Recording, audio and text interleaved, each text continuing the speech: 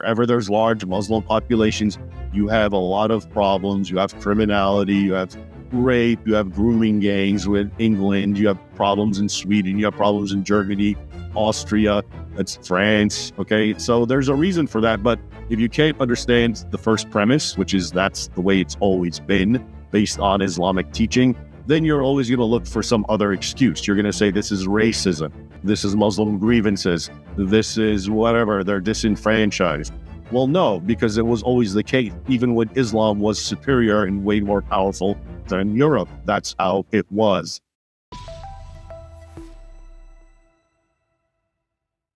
I have a very special guest with me today. His name is Raymond Ibrahim. And Raymond is actually, I think, or his ancestors are Egyptian or his parents are Egyptian. He's a Middle East scholar. He's a scholar of the Quran, a scholar of wars and jihad in the Middle East, primarily in Europe, where they intersect.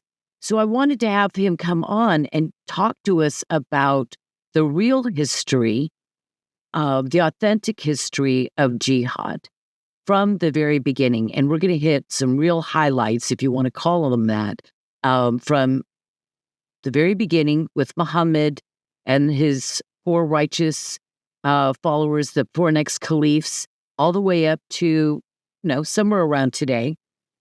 Thank you for joining me, Raymond. It's a real pleasure to have you. Oh, it's my pleasure, Elizabeth. Thanks for inviting me. Happy to be with you. We're going to talk about jihad. And I guess what you should begin with, perhaps, is a brief introduction into how you got into this topic. You're an historian, and you were working at the Library of Congress, and you began to go through a whole uncatalogued room of books, and they were all in Arabic. And you, of course, are fluent in Arabic. And you said, okay, here's my project. I'm going to do this. And you found some very interesting things. Tell us about that.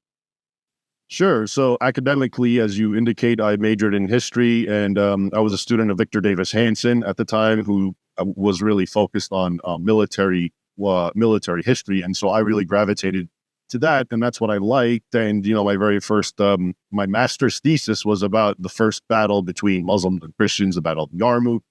It came out, I think, in 2001.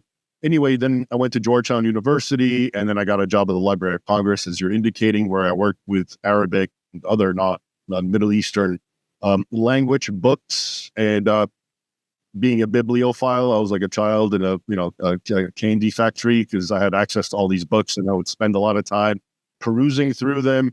And I came across writings by Al-Qaeda, Osama bin Laden, and Ayman Zawahiri. This is around 2005 when I came across this, and I realized that they had not been translated, they had not been disseminated, and I had also found that they said the exact opposite of what Al-Qaeda had been saying to the West, and which was being disseminated by Western media, which was basically, they were saying, we attacked you 9/11 because you attacked us. This is, this is just retaliation. It's because of Israel. It's because of colonialism. There was a nonstop list of grievances. Okay. But then the writings that I found in Arabic said the exact opposite. It became a more theological argument against the West. And the long and short of it was basically, we have to hate and attack the West, Americans, etc., on just because they're infidels. Okay, so it was more like an ISIS type argument. All right, and long story short, I translated it. It became a book. Was published by Doubleday in 2007, and then from that point on, that's the Al-Qaeda reader, by the way. I highly recommend it. Yeah. I have it on my pad, as well as Sword and Scimitar, and I think it's a very, very important book, and I think it should be in the library of anybody who's going to be doing legislation or discussing anything, if they want to be authoritative on what the sources or the purpose and the reason for jihad is. It is not a defensive war, which is what we always hear when they go to the Quran. Well, that was just defensive, and we're only allowed to attack for defensive purposes. By the way, side note though here, do you think that one of the reasons why the press, the establishment press that is obviously usually anti-Israel and pro-Islam for some reason, that they don't report the truth on the motivations because they just never hear them and they don't dig deep enough to really, because I know the motivations because I listen to them translated from by memory from Arabic into English. To me, it seems pretty obvious to most people that it should be to most people that these are theological issues because they hate us because we do not accept Allah, Muhammad, the Quran, and their theology. Or do you think it's for other reasons?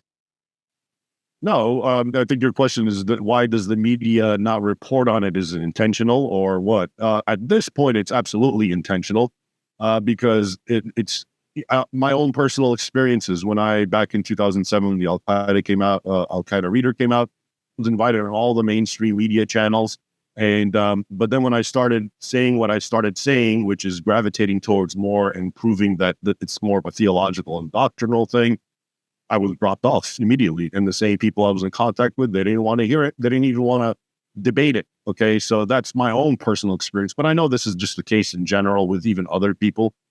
Think about for one of the most obvious ways to prove this is, and so talk about Israel and Palestine and that conflict, for example. It's okay to talk about Muslims attacking Israel. And it's not hard for the media to spin it or say whatever it wants because everyone sees the Muslims as the underdogs. And that's what an underdog does. He fights back. He even engages in terrorism. So it becomes logical. But what do you make of the fact that all around the Muslim world where Muslims are dominant, they're persecuting Christians who are minorities and who are weak and who have nothing to do with creating grievances against Islam. They just want to practice their religion in peace, and yet they're being persecuted. So that is a major story. But the media goes out of its way, and I know this for a fact, never to cover it. And if they have to cover it because of some spectacular attack, 70 Christians were found decapitated in a church, then they start spinning it to the point where, in Nigeria, where there's a genocide of Christians, the official narrative by the media and politicians is this is about climate change, and it has nothing to do with religion. So they will go out of their way, and I know this for a fact, in 2015, when 20 or 21 Coptic Christians were beheaded by ISIS in Libya, and because they wouldn't recant their faith, that obviously they had to cover that. But someone did number crunching, and at the same time, the same day the video came out, I think some guerrilla called Hambra or something was killed in America, and that killing of the guerrilla got something like 10 times the coverage that 21 how Christians. Outrageous! A guerrilla dies. It must be imperialism or settler colonialism and racism, white supremacism. Yeah. I guess I think we're pretty much on the same page. It just seems too intentional. So your book, Sword and Scimitar, which one of the reasons I love it is it's so succinct. This is a real recommendation because I have many, many books that just are overwhelming. And when you have little time anymore and X becomes your history class half the time, having a succinct book that spans history from Muhammad all the way up. Well, I can't remember which battle. I think it was it Constantinople? I go to the Barbary Wars of America. The Barbary. Oh, we're going to hit the Barbaries. Okay, so I just want to read, Victor Davis Hanson does the introduction or the forward to this book, obviously at the Hoover Institute at Stanford, and I just wanted to read the last paragraph. Sword and Scimitar is first-rate military history and a product of solid scholarship and philological research. It characteristically offers candid appraisal of a rivalry that has now taken on quite different incarnations and played out on different fronts, from contemporary immigration to terrorism, but still in many ways remains an ancient existential struggle nonetheless. I read that because firstly, jihad has many forms, and I want to hit on that as we're having our conversations. which is exactly what he was saying right here. But what he points out is this is an ancient existential struggle. By existential, who's going to exist when the struggle is all over? Now, we're both Christians. We know how the story ends, but there's a lot of people that can be hurt. Nations can be brought down. Culture is destroyed in the meantime, and we're supposed to fight the good fight nonetheless. So let's get started let's just start from the beginning with Muhammad and how you would portray the militaristic, jihadist, and maybe even imperialistic desires of Muhammad, because I'm not quite sure from the Quran how explicit it is that they have to move out from the Arabian Peninsula and sweep across the world as they did. Yeah. So as you indicated, it all starts with Muhammad, of course, and his particular teachings. I'm mostly interested in the bare bone background of Muhammad. Some people obsess about him and everything he said and did, and some tell you he doesn't exist. But the bare bone teachings is, and we have a lot of records for this, is basically he was a militant warlord who said he is a prophet and he promised paradise to his followers. And some people at the time, we have records of people calling him a false prophet and others following him. But the long and short of it is, the more his attacks grew on non-Muslims and, the plunder and the booty that came with it, the more his following grew until essentially he consolidated all of Arabia under the standard of Islam. And he dies in 632. And now, all these Arab tribes that were once fighting each other are one group. They're the Muslims, the Muslims, the believers. And the caliphs, the Rashidun that you mentioned, the first caliphs, they now launched them out to start conquering the nations surrounding them. And where this teaching comes from later on, of course, you get the Quran compilations and you get Hadith, Sirah. And so for modern day Muslims, it all traces back to what we would call Islamic law, Sharia, which is based on specifically the Quran and the Hadith. And if you look at those and you read them, it's more so the Hadith, but it's in the Quran as well. It comes down to the succinct view that jihad is armed struggle against the infidel to bring them under the authority of Islam until Islam essentially governs the entire world. It's not, as some people would say, that you have to force the whole world to become Muslim. If you're a Christian and a Jew, you can live as what's called the dhimmi, second-class citizen, and you pay tribute, etc. And but if you're not, according to the literal teaching, you have to be slaughtered. And so that's why apparently more Hindus than any other non-Muslims were butchered through the centuries. Well, I think hundreds of millions is the number. But even then, the law essentially changed. It was better to just tax them and make money and just keep killing them. Anyway, so this is enshrined in Islamic teaching. It's a well-known aspect. It's jihad, and it blows up all around the world. Now, most people don't realize. Wait a minute. Slow down. We got to come. Okay. I want to push back on one thing, and I want to clarify a few others. Muhammad brought the Arabian Peninsula under Islamic rule, though, by the sword. It wasn't that he gave them an opportunity, his fellow Arabs, to live as dhimmis, did he? Because I never really saw that. Obviously, he slaughtered Christians. He obviously slaughtered Jews, and his dying wish was that the Arabian Peninsula should be free of all Jews and all Christians forever, which did happen. I think his second successor, or first or second, made that happen. But this is my question. Was there any dhimmi status offered to the pagan Arabs in the peninsula? Well, if you look at Muhammad's career and how it developed, it's actually, according to the Islamic teaching, standard mainstream Sunni teaching, it goes in essentially three phases. And the first phase is when he was weak and outnumbered and living in Mecca. And this is when he actually preached peace and tolerance and not armed struggle. And they're known as the Mecca verses. And this is why a lot of the apologists, this is what they get away with. They cite and cherry pick the Meccan verses, which say things like, you have your religion, I have mine, and it sounds good. Okay, then at one point in 622, year one of the Hijra or the Islamic calendar, he flees to Medina, and now he starts growing in power. And then the message starts shifting to now you can fight them back if they attack you. But then he continues growing in power and consolidating, and more and more people submit to his political authority, becoming Muslims. And now the final stage comes out, which is now you have to go on the armed offensive. This is the classic definition of jihad. And so these latter verses are referred to as the Medinan verses. So if you look at the Quran, you have the Meccan verses, which are older, and you have the Medinan verses, even though they're kind of mixed together. It's not written in a chronological. It's not ordered that way, so it gets a little confusing. So for Christians and Jews and anybody else who reads the scriptures, the Bible, and then looks at the Quran, I want to point something very, very quickly out, that when they ordered the Quran, they did something that I've never heard in my entire life. Maybe, I don't know, I've never heard.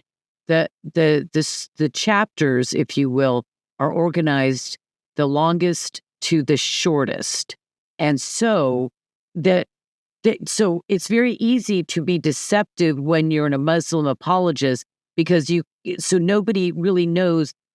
Here's the Meccan passages that were at the beginning of his mission, if you will, and then here are the Medinan. And so you have to go by what Muslim scholars and later other scholars say as the order of or the separation between the Medinan and Meccan.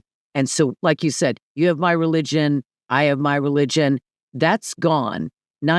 Chapter 9 is really important chapter, I would say, in describing what the final theology or political theology of Muhammad was. And that is what?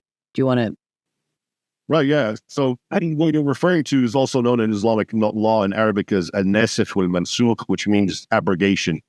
And so basically in Islamic teaching, if there's a contradiction, and there are in the Quran, the newer verse that came out, the Medinan verses, takes precedence. Okay, so which means that, as you mentioned, Surah Al-Tawbah, chapter 9, that's the most militant one. It's the Medinan ones. And it has two of what's called the two sword verses. One is 9:5 and the other is 9:29. And just taken together, they declare all-out jihad on everyone, including Christians and Jews. And according to Islamic exegetes, those two verses have abrogated something like 120 peaceful verses. But there's also another interesting element to it.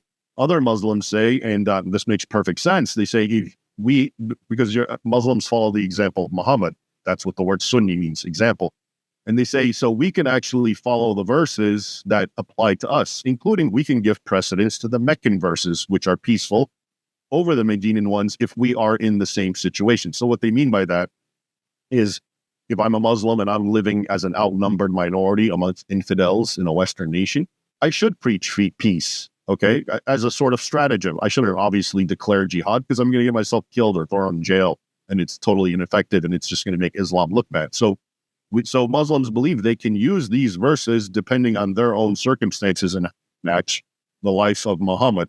And I'll just share with you one very telling anecdote that occurred when I was at the Library of Congress. There were many Muslims that worked there, and one of them I was very friendly with, and we would always, speak.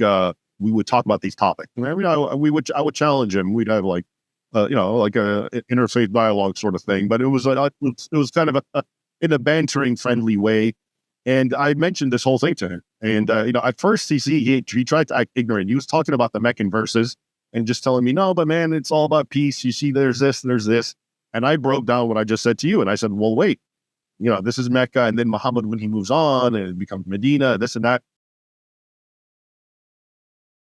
He finally got frustrated. He goes, well, what do you want from me? I'm living in Mecca. So his point is, oh, that is hysterical. That is a great little anecdote. I love that because we know anyone who, I can't imagine how all Americans don't know this by now. And I think that there is sort of some kind of a tipping point. I don't know when it began or if it's yet to begin, where most Americans will understand that things like Hudaybiyah,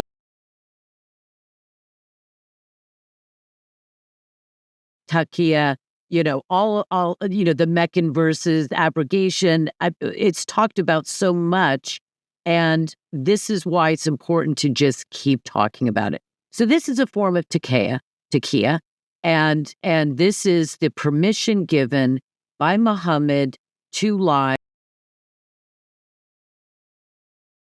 He lists 3 items. One is lie to your wife if it makes her feel better about something, and lie to in war. War is deception, right? Deception. Yeah. I don't know if Yeah. you read The Art of War. If you had an Arab, The Art of War, and I can't remember the third item that he said you Yeah, could. you can lie to two quarreling parties to reconcile them.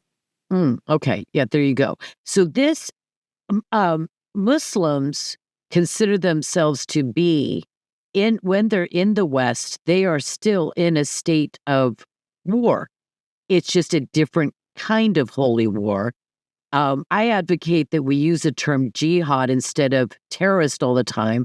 I advocate that we actually use the words that identify them, identify the reality more specifically, instead of saying, extremists or radicals or terrorists, that we talk about jihadists and Shariaists, I call them as well. The one pushback I had for you, I've trained myself to never say the words second-class citizens, because dhimmis are not second class and they are not citizens. What they are a despised minority. Even when they're in the majority, they're in the minority. They do not rule, and they're subjugates, and they have essentially only the rights that a capricious ruler will allow them to have, and they are in total submission. Unlike, I don't know, probably like some other societies in history, go to ancient Japan, ancient China, and other places, but this is carrying that kind of subjugation into the modern world.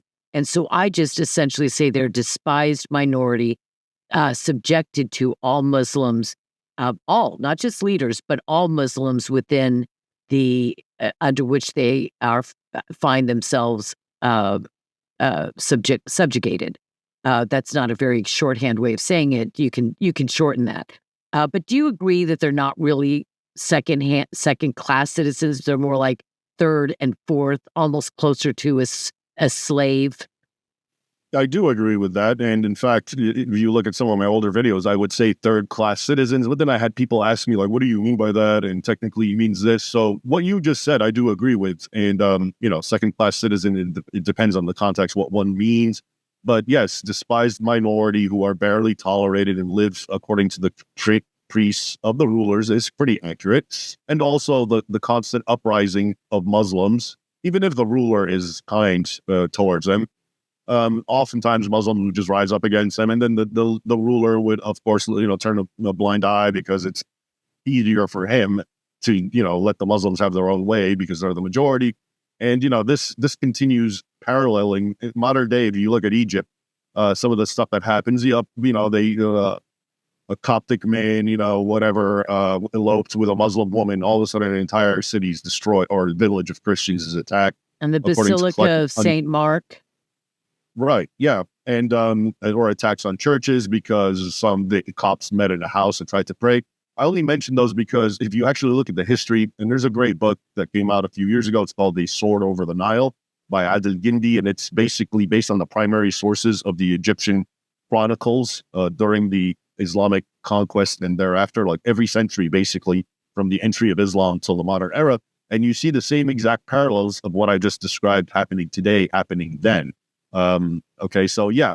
So a dhimmi, I often just use the words. I'm trying to make it as simple as possible for, Americans who don't understand the subtle technicalities of Islamic terminology.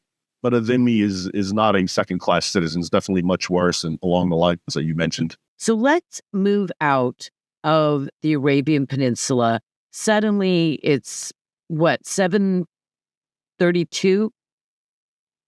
Yeah, No, 732. Yeah, 632. Well, 630, we were going to get to Battle of Tours in a minute. 632, is that when Muhammad died?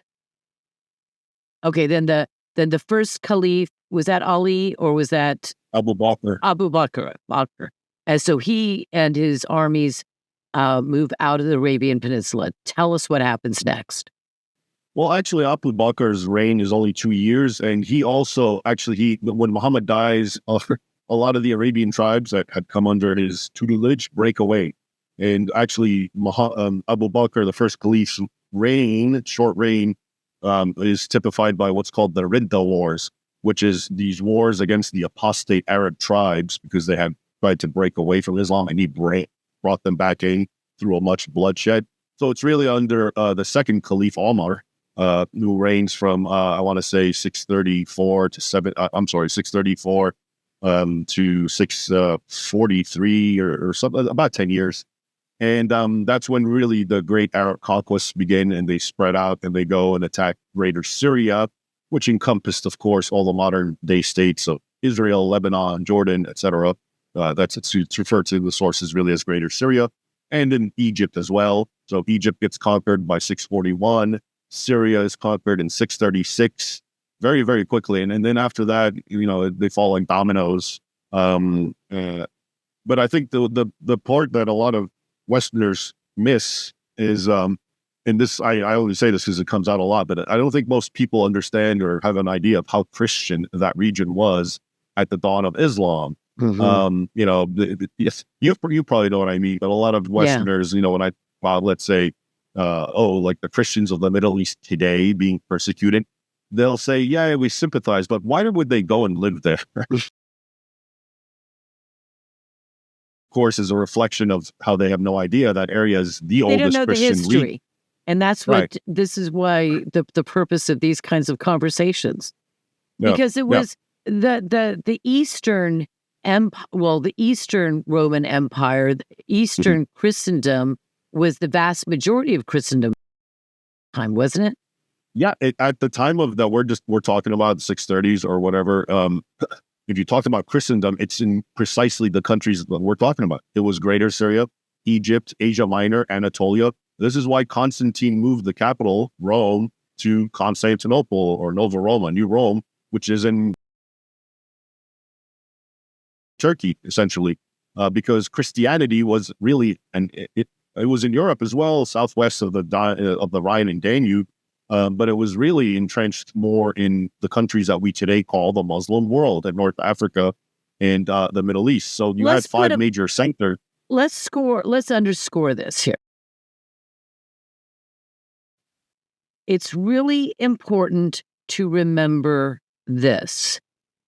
Islam is many things. You could describe it many ways, but it is imperialistic and it is colonial. So when we hear today about settler colonialism and, the reason for all the poverty and the wars and everything, it's because of what the white European males did and their settler colonialism and the Jews. Let's just keep in mind this. Firstly, that's a bunch of garbage. But Islam conquered all of Eastern Christendom. And they did it by force. And so it is an imperialistic, colonial, jihadist ideology and religion. And so whoever is left standing still, the Copts in Egypt, the Assyrian Christians, et cetera, Jews are only there. I mean, they're there because that was their home, and Islam, through suppression and the force of Sharia law and violence, made it Islamic. So it is not indigenously, if you want to use that term, Islamic, which they actually, I think most people out at Columbia, those students think that Islam has the right to all of the land, the dirt. Go over, pick up the dirt in any place in the Middle East and North Africa, and this is Muslim dirt. That's their soil. Yeah, Yeah, it's even worse than that. It's just, if you ask, and this is what I was sort of alluding to earlier, you talk to your average Westerner, they just have no clue that Muslim lands were formerly Christian lands. And this is by design, because if they were Christian lands originally, it means there was conquest and colonization, enforcement of the Islamic identity in the Arabic language. So, yeah, and, you mentioned colonization and you mentioned conquest, but you also forgot slavery. Which is another of the white man's sins, but it was actually really perfected by these Arab caliphates at the time. And, if you look at some of the sources of the early years, it looks like mass slave trade going on, especially, for example, of the Berbers in North Africa in the 7th century, where it talks about tens and thousands of them being chained and hauled off until they became Muslims and they became the front line of the Islamic Jihad and so forth. But yeah, so that is the conquest. And it wasn't just Eastern Christendom. If you look at the map, it was literally 3/4 of the Christian world was swallowed up, because we're talking of all of North Africa, all of the Middle East, Spain, okay, which is and huge. deep into Part of France. which is a huge peninsula, part of France, all of the Mediterranean islands. All of these were, of course, Christian for centuries. And they got, some of them were, Spain, of course, went through the Reconquista, so it was like 800 years of Islam and Jihad, etc. And I want to get to Spain in a minute, because I want to talk about a Reconquista for Europeans in the future, if they ever have the guts to do something about the war that they've been fighting and sleeping through at the same time. When we talk about the slave trade, I think it's worth going in just another minute or two that the West African slave trade, and then the white slavery, which is essentially Muslims going into Europe, even over to Iceland. I don't know if they ever got to Greenland. It's an important place today, but up to Iceland, and there would be farmers in the fields in Great Britain, and ships would land, and Muslims would come ashore and take women, children, adults, men, and take them back to North Africa and sell them as slaves and sex slaves. And this happened to the tune of millions. I mean, I think that there's at least a minimum of 4.5 million white slaves, because during, I don't know what the period of time was.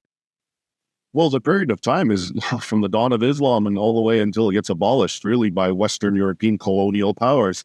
But the numbers, for example, we know, like in the 1500s, during this time when Iceland was being attacked, there were about 1.25 million slaves in Barbary or North Africa. And this is to say nothing about the really large slave trades, the Ottomans, who had, we're talking about the conquest of Christian territory, 3/4. And I mentioned Spain and North Africa and the Middle East. But then we forget, as time progressed, now Asia Minor, one of the most ancient Christian regions, becomes Turkey, and the Balkans get conquered. And they also are, like Spain, they too are temporarily conquered under Islam and experience the same sorts of abuses and enslavement. The word slave comes from the word Slav, because the Slavic peoples were so enslaved by the Ottomans and the Crimean Tatars, also Muslim. And those sources talk about, again, many millions during this time. And that's why the word Slav, to be a Slav, was to be a slave. And so the word slave, and etymologically, black people, it's white people. Right. And here we're jumping to, and I'm just making this note for people who are listening and haven't yet memorized their jihad timeline. We're talking about the Ottoman Empire, the Turks, Muslims, began essentially around 1400, 1450. I'm not sure exactly the exact date, but and they had also this other kind of slavery, which was particularly heinous when you think about it. Well, first I want to mention the fact that we get the word balkanization to describe a region that is literally always in ethnic, religious, cultural strife, war, genocides, just, violence ongoing because of differences. How did balkanization arise? Well, when you take when you take a Christian region, because we're talking Europe here, and then you enslave it under Islam, and you either force or you have much many Muslims that either move into the area colonially or others convert by the sword or otherwise. Now you've just baked in ongoing, centuries-long ethnic, cultural, religious strife. So that's balkanization. But Dev Shirim or Dev Shirmay, it's hard for me to pronounce that word frequently, but that was a particularly heinous thing. We're still in the Ottoman Empire, so we're after the 1400s. They would actually take tribute in the form of forcing families in, I think is pretty much Greece, but you can correct me there, to give up their most beautiful, intelligent, most athletic little boys to be hauled off and converted to Islam and put into the military. So tell us a little bit about that and correct my pronunciation of Dev Shirmay. Yeah, the Dev Shirmay is basically, it was this, and I hope I don't forget, but after I tell you what it is, I want to tell you what modern academic Western people portray it as. But basically, it was this institute by the Ottomans, which was, if you're a subject, and it was essentially just against Christians, because we're talking about Eastern Europe. This is where it develops. So they were all Christian subjects, and the Ottomans would send their men to these tributaries who've been, broken down and defeated, and other subjects, their dhimmis, and they would demand the healthiest, the smartest, the handsomest boys from whatever age. It could be as 6, 10, 12, and they would haul them off to become either warriors, which became the Janissaries, or the Yansari, which basically means new soldiers, new warriors, and they were converted to Islam and essentially indoctrinated in jihadist ideology. And then then it was like a very vicious cycle, because then they would let them loose again on the Christians, their own former relatives, and they would conquer some more and take more children. So they were basically bleeding them dry of their best genetics, their own pool, to use them into their own military. Whenever I think about this, and I think of these people just trying to survive under the oppression of Muslim domination and rule and Sharia, and to think that you have a little baby boy, you've got a couple of little girls, you have a little baby boy, he gets to be 6 or 8 years old, and the I don't know if they were caliphs there or sultans or sometimes I get confused with their nomenclature. Sultans, yeah. Sultans. And they come riding in for their annual or semi-annual or every 3 or 4 years, whatever it is, and they have to line up all the little boys in the village. Every little boy, no one is exempt. And then they just go through and you're holding your breath, and some even scarring their children so that they would not be fit to serve. Or maiming them. Yeah. Maiming them, breaking an arm or doing something to a foot. It is a horror. And that was the Ottomans. Now, the Ottomans, and here we are skipping forward, so we got to go backwards in a minute. But just remember this. When France and England and other nations went up against the Germans and the Ottomans in the First World War, and the Ottoman Empire, as well as the German Empire, was broken up, these are those people.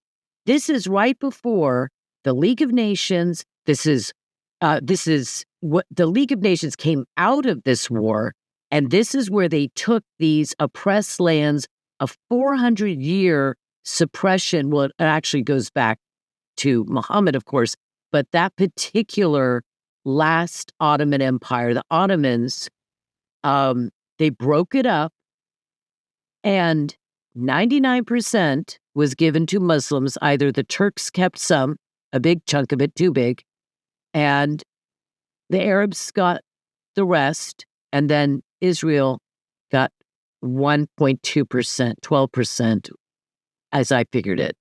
Just take my word for it. So they got 1% of it. This is the kind of empire that was ruling, that was broken up and divided into states. So when we have this idea that you get filled up with that, France and England came in and took the Muslim Middle East, it was peaceful, everything was hunky-dory, everything was great, and then they just carved it up all for, and of course there's always ulterior motives as well, but they carved it all up and gave it to the Jews, essentially. None of that is true.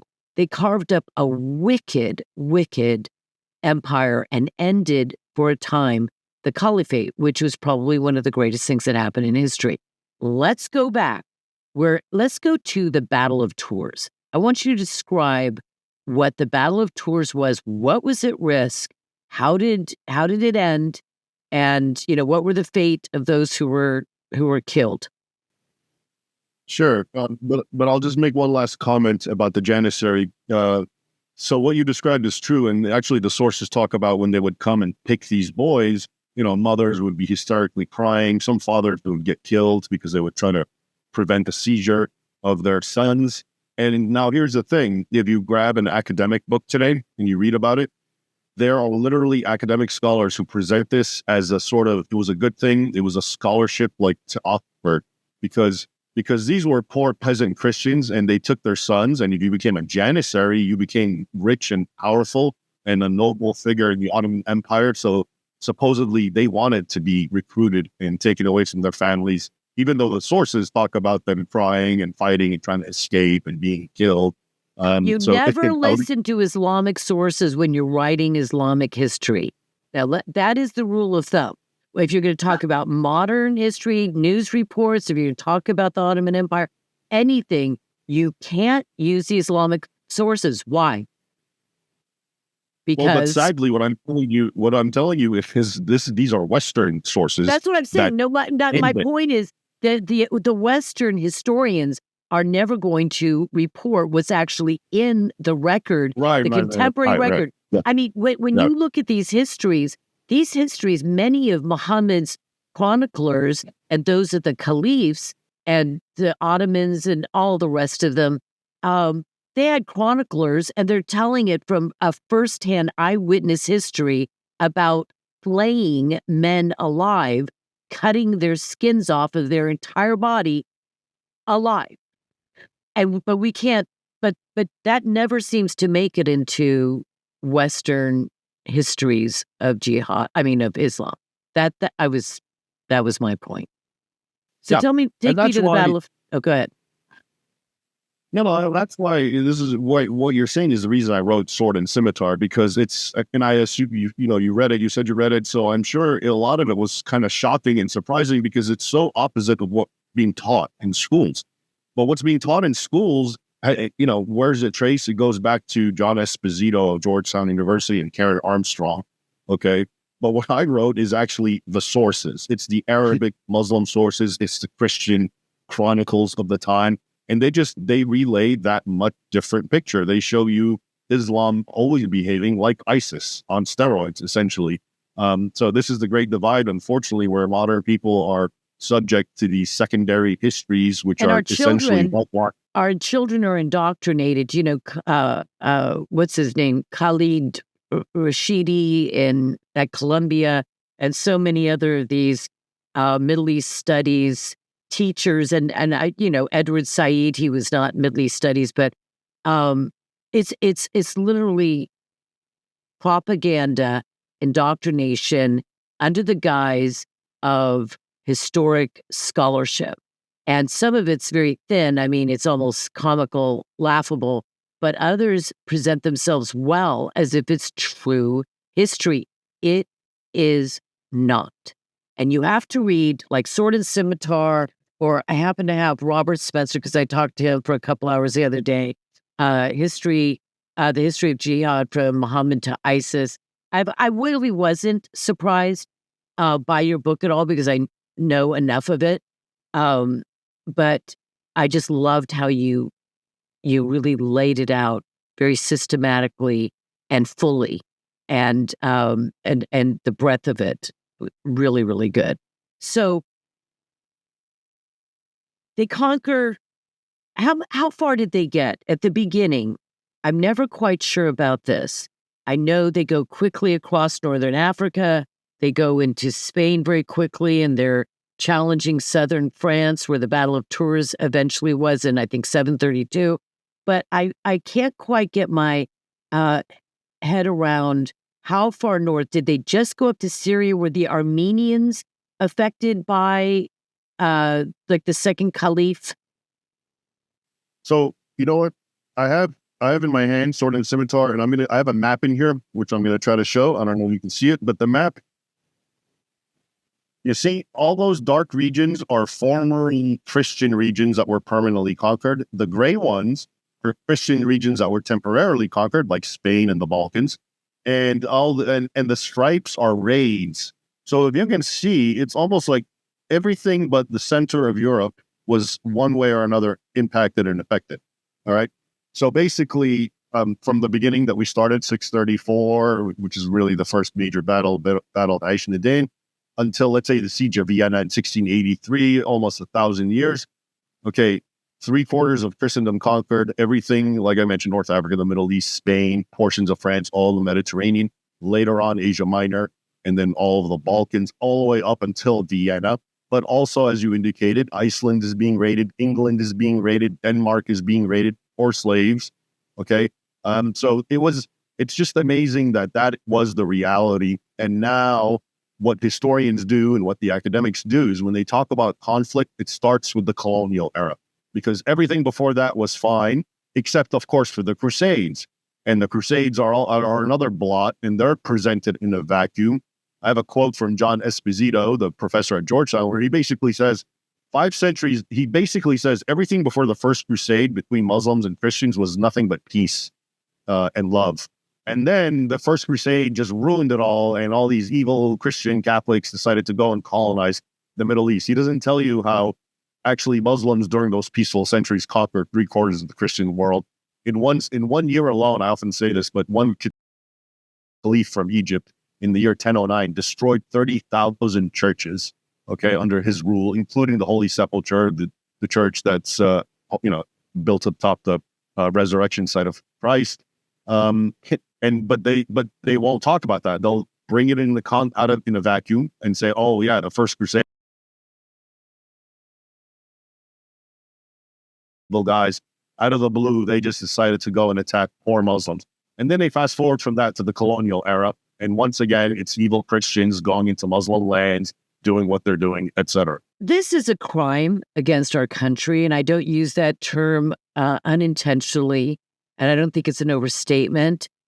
I don't think you can go to prison for it, though I think that I would like to figure out a way we could do that and retain our First Amendment. But this is a crime against America. Most certainly, Europe has lost its mind. I remember reading very recently that the Vikings are being discussed as they were actually Muslims, because supposedly on some Viking ware, some artifact that was found, they found what they were going to interpret as the word Allah in this needlepoint kind of stitching on some Viking gear. It was clearly Allah, but even in Norway, even in Viking lands, they're being told that, of course, a brand new history. So there is a connection between the Vikings and the Muslims, and it's also unflattering. And a lot of people don't know this, but a lot of the Viking raids, slave raids on other European nations, England, Ireland, France, etc., was to enslave. And we know they enslaved a lot of people, but it was specifically so they can to the Arab caliphates who preferred white slaves. And we know this for a fact because if you do look at the golden horde coins that are found in Viking burials, they're all Arab coins. So what exactly were Arabs buying from these Vikings? What commodity did they have? We know what they had. They had a lot of white slaves. So there is that connection. That's very true. Yes, white slavery was a booming business. It'd probably be multi-billion dollars today if you did the math and brought it up to date. So I am probably, I'm not maybe famous, but if I were, I would say I'm famous for having these wide-ranging conversations. I start off with all these great intentions, but the side little trails are so important, and maybe contextually it's good to go there. 14 centuries, it's inevitable. Yes, yes. So the reason I brought up the map is because recently when I was looking at Vienna, and I was looking at where Islam had gotten to, I believe at the Battle of Vienna, and here I am skipping ahead again.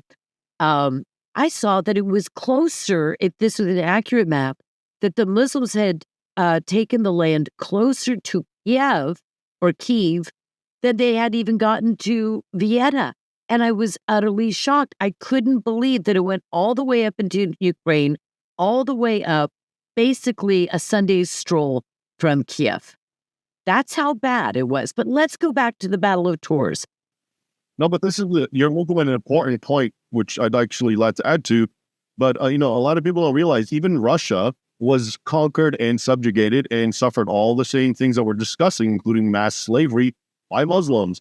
But this doesn't really come out amongst historians because they don't say they're Muslims. They say they're Mongols or Tatars, the Golden Horde, which was a Mongolian empire.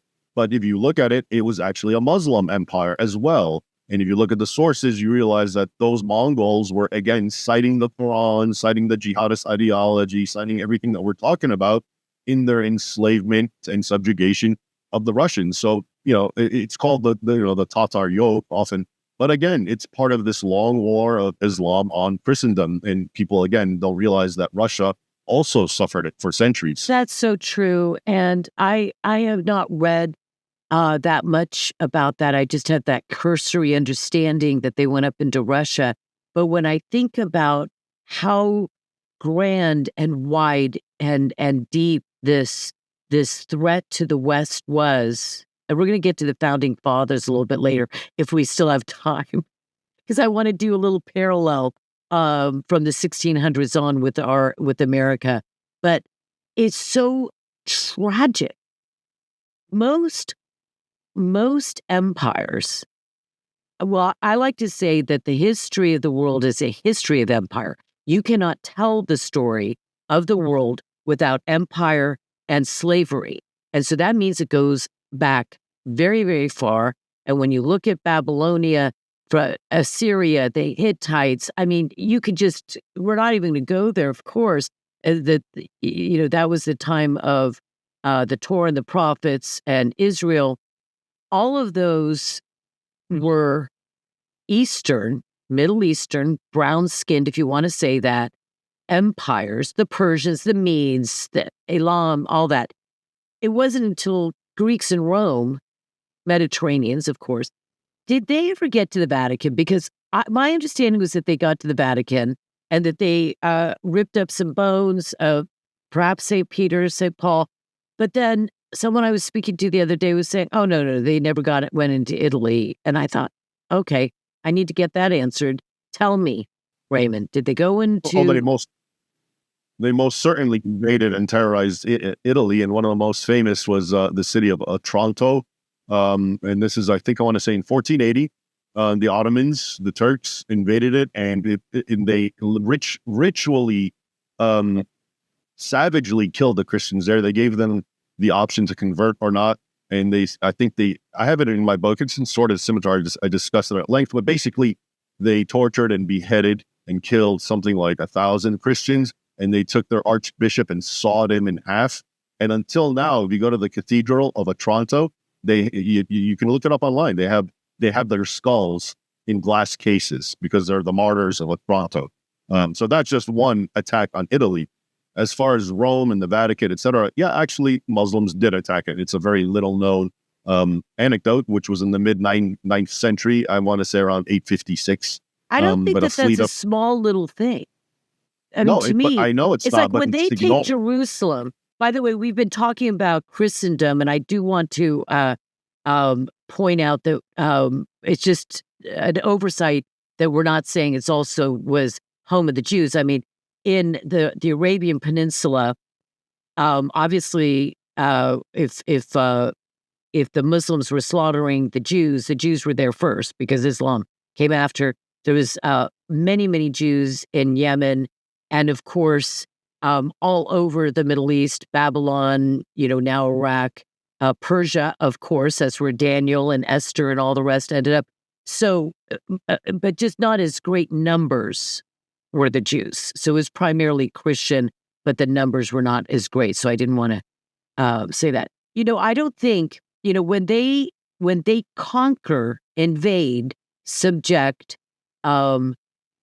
Judea or Judah and Judea, depending on how you want to look at it, and Jerusalem. And when they do the same to Rome, and I'm not Catholic, though my mother said, because I was born Catholic, I'm always Catholic, so maybe I am. Just so note. Are you Catholic or Orthodox? Or I get a feeling from Orthodox. I figured you were Orthodox. Anyway, I think taking Rome and the fact, doesn't Muhammad and his followers, don't they call like the West Rome? I mean, isn't there a word that they use in Arabic? No, yeah, Rum. They refer in Room. the early Arabic sources. Usually they're talking about what now modern historians call Byzantium, the Eastern Roman Empire, but it was Rome to the Arabs because it was Rome. And so they refer to it as Rum. Room. And oftentimes it gets conflated with much of the West. But then by the time the French, the First Crusade comes, then the main word becomes Franc. Maybe you even know the word, which still exists till today. If you say someone is a Frangi, means he's Westernized. But it comes from interesting. So the idea that I hear Muslims all the time now say, that one of the top priorities in the jihad against the West is to take Rome and put a flag of the caliphate over the Vatican. I don't think that the modern. I'm sorry. I don't think that the current Pope really considers that a threat.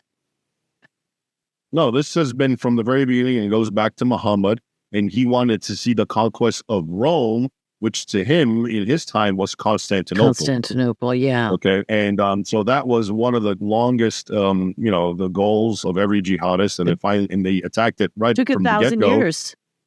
Yeah, they started attacking it in the 650s, soon after Muhammad's, death, and it was finally conquered. Almost 1,000 years in 1453. But then they also wanted Rome because by 1453, Rome now is a grown power. It wasn't. It was under barbarian rule at the time of Muhammad. That's why they looked at Constantinople. But they also the reason they wanted Vienna too was it was the seat of the Holy Roman Empire. So a lot of the cities that they really focused on was for the religious symbolic elements because it was seen as the heart of Christendom. And of course, Islam must conquer it and break the cross and subjugate it. So until now, you have Muslims and ISIS and so forth clamoring about how they need to conquer Rome. And again, that goes all the way back to the beginning, that sort of idea. I would like to take another divergence. I may have to have you back to actually do the little sword and scimitar step through each battle because it is a military history and we're not really staying on that timeline. But whatever, we're having fun. I'm having fun. I want to talk about the Muslim lake, the Mediterranean. And when I read, oh my gosh, Muhammad and Charlemagne, or there's a couple of books, a Frenchman wrote it, very small. Henry Perrin, yeah. Perrin? Yeah, Henry Perrin. Henry Perrin, yeah. Or I think of him as Henri, but anyway, I thought that was one of the most enlightening things I ever learned. And to me, it has to do with one, rewriting of history, and I'm going to let you tell it. Rewriting of history, cultural appropriation of the great heights of art and intellect and medicine and science by Islam, which is a normalized thing. Also, the architecture taking when they're not burning 1,000 churches, they're converting basilicas and cathedrals into churches, and then saying, into mosques and saying, look at our gorgeous architecture. But that changed. That was one of those paradigm shifts that utterly changed my view of history. That when think about, I'm going to tell you. Tell us about looking at the Mediterranean pre-Islam and post-Islam and what it ended up doing to Christendom and the Dark Ages and all that stuff? Yeah, sure. So, and this goes back to the Henry Perrin thesis. He came up with the idea in the 1800s. This is still at the time when historians will talk about a dark age descending on Europe, and generally it starts, they give different dates, but maybe 700 till 900 or 1000. And his point, which is a very salient and accurate point, is really it's the Islamic conquest that we've been discussing, that literally led to this dark age, specifically by the appropriation of what was once known as the Roman Lake, the Mediterranean, which was the highway for all those countries. This is why Egypt and Rome and Spain and Asia Minor and the Holy Land were all interconnected as part of the Roman Empire. And with the Islamic conquest that we were discussing in the 7th century, it completely severed it, because now the southern part was all conquered, it was all Islamized, and all you had was the north, which, as I mentioned earlier, was actually the poorer, more impoverished, and less developed region of the Christian world. And so, as one example, papyrus ceased to be imported from Egypt to Europe. Therefore, literacy rates dramatically fell. That's one example that someone like Perrin refers to. His book is called Charlemagne and Muhammad, and he makes the famous line where without a Muhammad, there would be no Charlemagne, because all the development that happened in Western Europe and the rise of Charlemagne, the Holy Roman Empire, was a reaction to what Islam had been doing. And so really the Dark Ages, once again, it's a reflection of what Islam did. Also, this is also the time when the Viking pagans are attacking and other nomadic tribes from the east are sweeping in. But it's really the Islamic conquest that had the most impact on it. As far as the other point, I think you're referring to, a lot of the golden age that's often allotted to Islamic civilization, which was really an appropriation of the civilizations that they had conquered. And this is true as well. If you look at a lot of the thinkers and the philosophers amongst the Muslims that always heralded as great thinkers, etc., you find that they're either recent converts to Islam who were Christians and Muslims, and Jews almost before, Christians or Jews who had been just recently converted, or were their parents, just for practical reasons, but they still brought the sort of Christian Jewish background, heritage, and knowledge, and so forth. And again, it's also important that one of the biggest lines here again is how history is so distorted. One of the biggest lines is that the Muslims saved Aristotle and brought back to Europe. So Europe owes Muslims thanks. But what they don't tell you is it's the Muslims' attack on Europe that created this discontinuity that caused Europe to lose Aristotle in the first place, based on what I said, this discontinuity through the Mediterranean. So if it wasn't for the Muslims, Europe would have never lost Aristotle or anyone else to start with. They didn't need the Arabic translations from the original Greek. You know what it's like?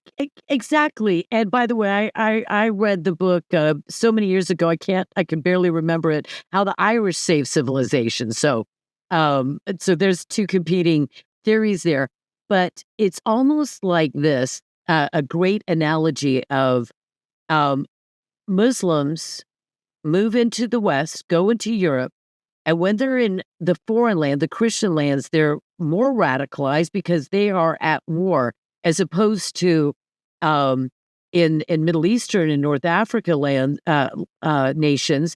They own it, and they've got a dictator or a hardcore monarch over and above them. So there's no place for jihad and radicalization there, or there's much less. Obviously, there's tons of violence against Muslim. But you move into the West and you're at war, whether it's violence, whether it's birth, whether, demographics, etc. You are at war.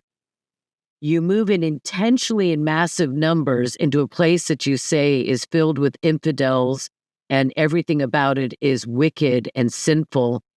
And then you claim Islamophobia. You accuse everyone of Islamophobia. So you caused the problem, because if you stayed in Muslim lands under Sharia with Muslim monarchs and Muslim presidents, and you could live and everybody's wearing niqab and all the rest, you'd have nothing to be upset about. You move to the place where you can be the belligerent, and then you call them Islamophobes. And so what you're saying here is the Muslim jihad, holy war. This is their holy war.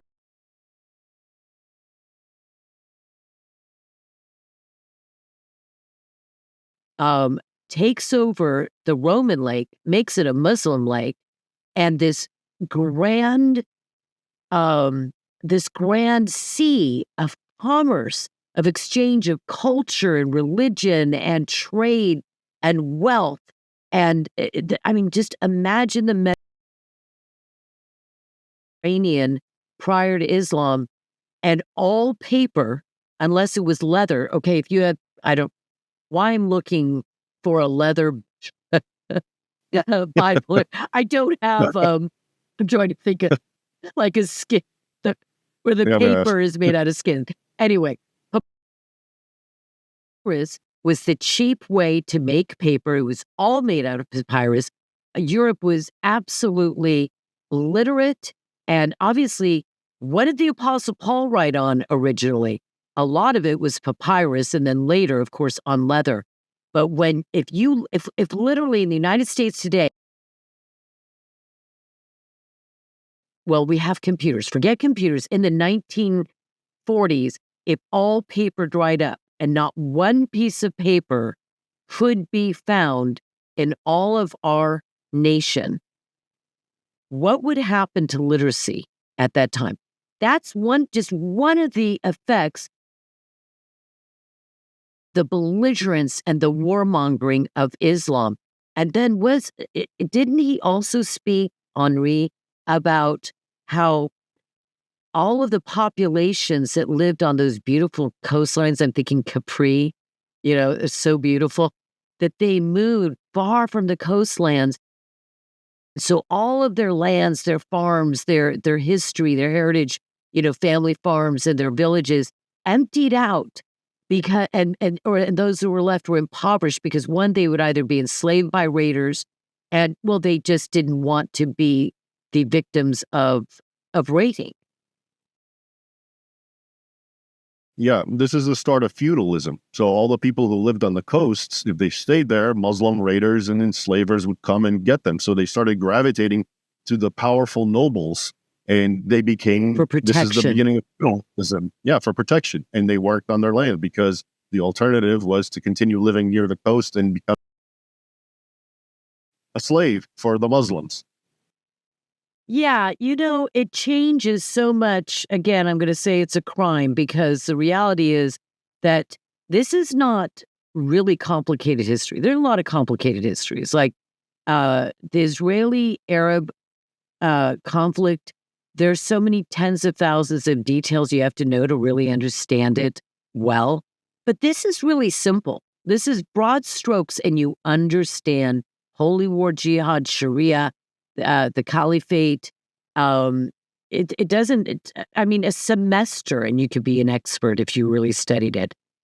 So, oh, by the way, why did you mention Indians? Of course, at one point, there was no Pakistan and Bangladesh, of course.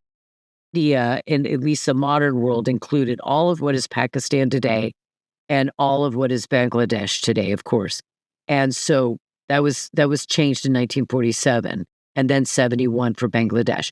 But before that, Islam kept moving through Persia, through Afghanistan. I don't know what that was called. Afghanistan was Buddhist, which shocked me. And then into India. And they ended up killing millions. I've read some of the historical accounts. Millions upon millions upon millions of Indians. I mean, there's so many people in India. Imagine how many people would be there They now. say hundreds of millions, which is so mind-boggling to even, consider. But yeah. So the stretch of it, we're talking Morocco and Spain.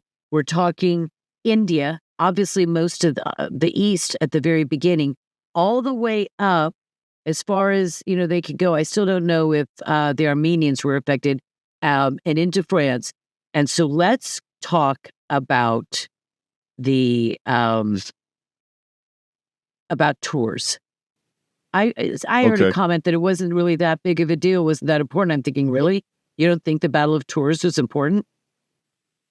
So for the longest time, from the time of the Battle of Tours, because we have near contemporary chronicles, it was seen as a watershed moment because Islam, and most people don't realize that. So while Muslims were coming in through Spain and attacking France and had reached Tours in the eastern part of the empire, they were actually, this was at the same time they were attacking Constantinople and trying to break through the east. So it was almost like a pinch movement.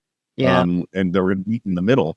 So anyway, to most historians, up until maybe a century ago, it was a decisive moment. And had the Franks lost at the Battle of Tours, it could very well be. I think Edward Gibbon famously said that the Quran would now be recited in Oxford, and of course, it is now being recited in Oxford, but under there different. You go. But of course, there would not have been in Oxford if they had conquered Europe that early. There. We would be living in a dystopian nightmare. Right. Yeah. Oh my gosh. And now they downplay this. Was Charles Martel. I always think of brandy when that name. It's just immediately I think of some cognac or brandy. Charles Martel, which means the hammer. He got the nickname Hammer because he actually, back then, the kings or the leaders would actually be in the fighting. So he was actually right there fighting alongside his men, and it's very picturesquely described in the chronicles, with him smiting his foes with his hammer. But anyway, it's him against the Muslims, kind of like Thor. Kind of under the leadership of Abdul Rahman, one of many of them. But a lot of it was Berbers. So it's ironic because the Berbers in the decades before the Battle of Tours were resisting Islam in North Africa and constantly fighting it. And they were amongst the most who were enslaved under Islam. But then they reached the point where, if you can't beat them, join them. And they became the greatest jihadis par excellence. And they're the ones who essentially conquered Spain. And most of the troops who fought under Arab leadership were Berbers, who were Muslims at the Battle of Tours. And but you're right. Nowadays, as usual, they try to minimize it. They try to cut off the religious element. Oh, there was just two warring tribes, some Franks and some Moors, and there was no religious. But again, if you look at the sources, it does come out as a religious conflict. And it's true. Muslims don't talk too much about it. It's known in Islamic history. I think it's known as the Battle of the Pavement, which is a reference to floors being so bloody. But it's also known that Muslims and other people don't exactly dwell on their losses and make it into a big story. They usually more hagiographically dwell and obsess over their victories, such as the Battle of Yarmouk. So that makes sense as well. But anyway, it's part of the modern Western trend to minimize the conflict. And now they talk about it as just a raid. But that's not what the sources says. It was meant to be a conquest. And what's important to me, of course, we all make our judgments. What is important to fix up in our mind is that they had already conquered, I don't know, 2/3 about at this time, I don't know, at 732, but they'd already spanned, this great width of the world.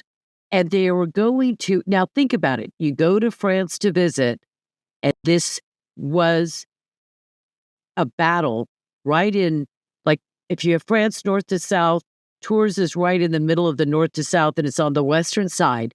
There's a battle there. If they had lost France, which I have problems with French people, but you know what? They deserve to be French, right? They to stay French. Fought off Islam, and that's where the tide for a while started to shift. Had they already taken all of Spain, except for like just that little western section up at the top? This is a tide shift that now Islam is stopped and it can't go further into the West, and it it's is a mental. confined. There's a victory. This is a good thing to have victory. When we're looking at Europe, the small victories, or like Poland standing firm, or Donald Trump, winning, these victories are moral. They reignite hope. We always have hope in the Lord, but they reignite temporal hope that yes, maybe things will turn back and truth and justice and righteousness will prevail for a time.